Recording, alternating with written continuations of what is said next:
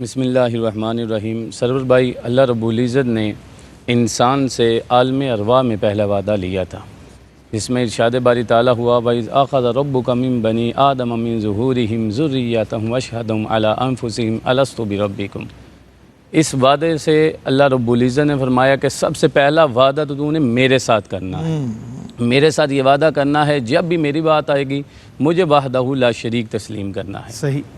ہماری زندگی کی ابتدا، ایمان کی ابتدا، اسلام کی ابتدا اس وعدے سے ہوتی ہے جو عالم ارواح نے ہم نے اللہ رب العزت سے کیا۔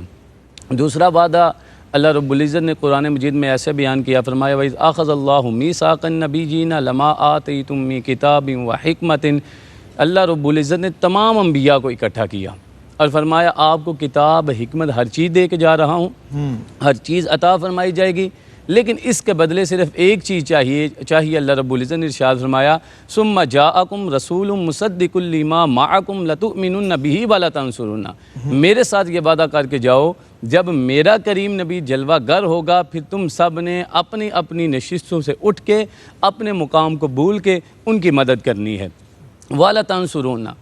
اور یہ اسی وعدے کی بنا پہ انبیاء کو جو ہے وہ اللہ رب العزت نے نبوتیں عطا فرمائی۔ میں ان دونوں آیات کو جوڑ کے بتانا یہ چاہتا ہوں، ہماری ایمان کی بنیاد اللہ رب العزت کے ساتھ وعدے پہ ہے اور حضور نبی کریم صلی اللہ علیہ وآلہ وسلم کی ختم نبوت کے ساتھ وعدے پہ ہے۔ اب پھر اس سے آگے بڑھیں۔ تیسرا وعدہ یہ ہے کہ جو ایک انسان دوسرے انسان کے ساتھ کرتا ہے، اس وعدے کو نبھانے کے لیے ہم جب کوئی، جس طرح سورۃ فرقان میں بھی بیان کیا گیا کہ جب یہ لوگ کسی سے وعدہ کرتے ہیں آگے بڑھتے ہیں تو پھر اس سے پیچھے نہیں ہٹتے، پھر اس وعدے کی پاسداری کیا کرتے ہیں۔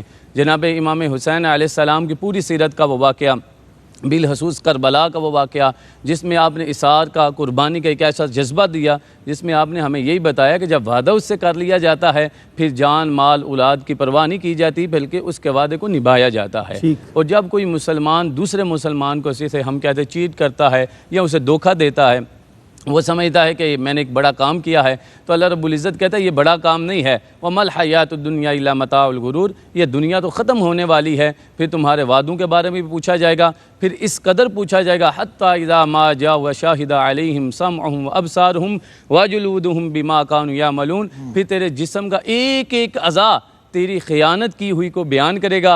اذا زلزلت الارض زلزالها واخرجت الارض اثقالها وقال الانسان ما لها يومئذ تحدث اخبارها بان ربك اوحى لها۔ اس صورت مبارکہ میں ہمیں یہی بتایا گیا ہے اس دن اخبار کی طرح ہر چیز نشر کر دی جائے گی، جو تم نے وعدہ کیا ہوگا وہ بھی دکھایا جائے گا، جو تم نے وعدہ خلافی کیا ہوگا وہ بھی رب کے سامنے تمہارا پیش کر دیا جائے گا۔